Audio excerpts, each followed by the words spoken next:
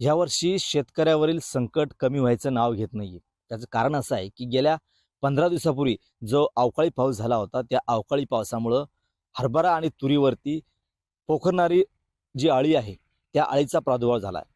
त्यासोबतच विविध रोगांचा सुद्धा प्रादुर्भाव झाला आहे. त्यामुळं शेतकऱ्यांचं मोठं नुकसान या ठिकाणी झालं आहे. आपण बघू शकतो की सध्या पेठ इथल्या संतोष शेळके यांच्या शेतामध्ये मी आहे. या शेतामध्ये तुरीचं पीक सध्या लावलेलं आहे. मात्र गेल्या 15 दिवसापूर्वी जो पाऊस झाला होता, त्या पावसामुळे या तुरीच्या झाडाला ज्या शेंगा आल्या होत्या, जो फुलोरा आला होता, तो अक्षरशः गळून पडलाय आणि ज्या झाडांना शेंगा लागलेल्या आहेत, त्या झाडांच्या शेंगामध्ये अक्षरशः अळी घुसली.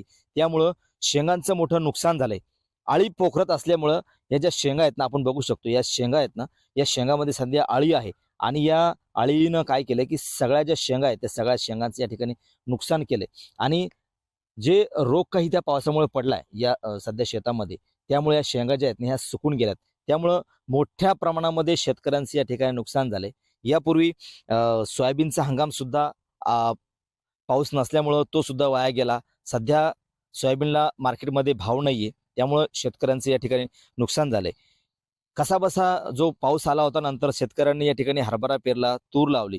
मात्र आता या 15 दिवसापूर्वी जो पाऊस झाला, त्या पावसामुळे सुद्धा या ठिकाणी मोठं नुकसान जे आहे ते झालेलं आपल्याला बघायला मिळते. अक्षरशः म्हणजे शेतकरी सध्या रडकुंडीला आले आहे. काही युवा शेतकरी आपल्या सोबत आहेत. आपण त्यांना विचारूया की नेमकी शेतकऱ्यांची परिस्थिती काय आहे सध्याची. दादा मला सांगा, काय नेमकी परिस्थिती सध्याची गेल्या 15 दिवसापूर्वी जो पाऊस झाला होता, काय परिणाम झाला तुमचा हरभरा आणि तुरीवरती? 15 दिवसापूर्वी झालेल्या पावसामुळे आमच्या तुरी या पिकाचं 100% नुकसान झालेलं आहे. कारण या आळीमुळं आमच्या शेंगाचं पूर्ण खराब झालेलं आहे. एका एका झाडाला जवळजवळ 100 शेंगा खराब झालेला आहे आणि यातून आम्हाला उत्पन्न सुद्धा मिळण्याची हमी नाही. आम्ही जे तुरीवर खर्च केला, फवारणी केली, 4-4, 5-5 हजाराची औषधी मारली आणि परंतु तरी सुद्धा या पावसामुळं आणि आभाळामुळं तुरीचं आमचं पूर्ण वाटोळ झालेलं आहे. या तुरीमुळं हे तुरी शेंगा किडक्या झालेल्या आहे. यातून आम्हाला मुक्ती तर मिळाली नाही, पण तुरीनं सुद्धा आमचं तुरीचं पिकाचं नुकसान झालेलं आहे. सरकारनं आम्हाला काही मदत द्यावी अशी आमची अपेक्षा आहे. नक्कीच जी आळी पडली या तुरीवरती गेल्या 15 दिवसापूर्वी जो पाऊस झाला, त्या पावसामुळं तुरीवरती जी आळी पडली, त्या आळीमुळे अक्षरशः शेंगा प्रत्येक झाडाला नाही म्हटलं तरी अर्धा किलोच्या वरती शेंगा आहेत, त्या सगळ्या अक्षरशः त्या पोखरून टाकल्या. परिणामी त्याचं नुकसान झालंय. अ, मोठं नुकसान झालंय, तुरीचं, हरभऱ्याचं झालंय. मोठं नुकसान झालं भाऊ. तुम्ही मला सांगा, की या तुरीवरती बऱ्याच फवारण्या केल्या.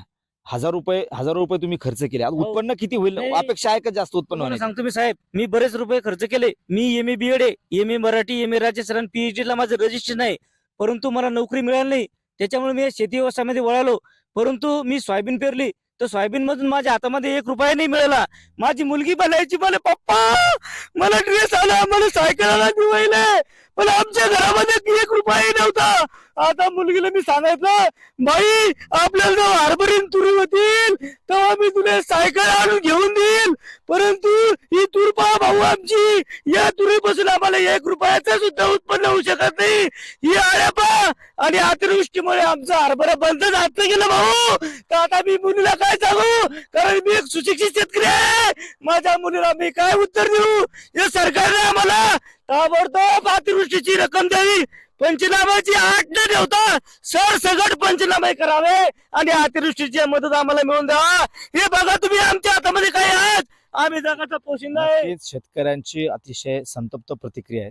कारण की नुकसान झालंय, अतिवृष्टीची मदत नाही मिळाली, पीक विम्याचे पैसे नाही मिळाले, पंचनामे झालेत.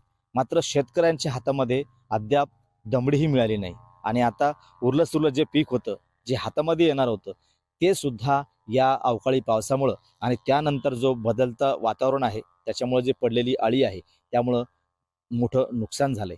शेतकऱ्यांना तात्काळ मदत करणं सध्या गरजेचं आहे. कॅमेरामन निलेश देशमुखसह गणेश सोळंकी, TV9 मराठी, पेठ, बुलढाणा.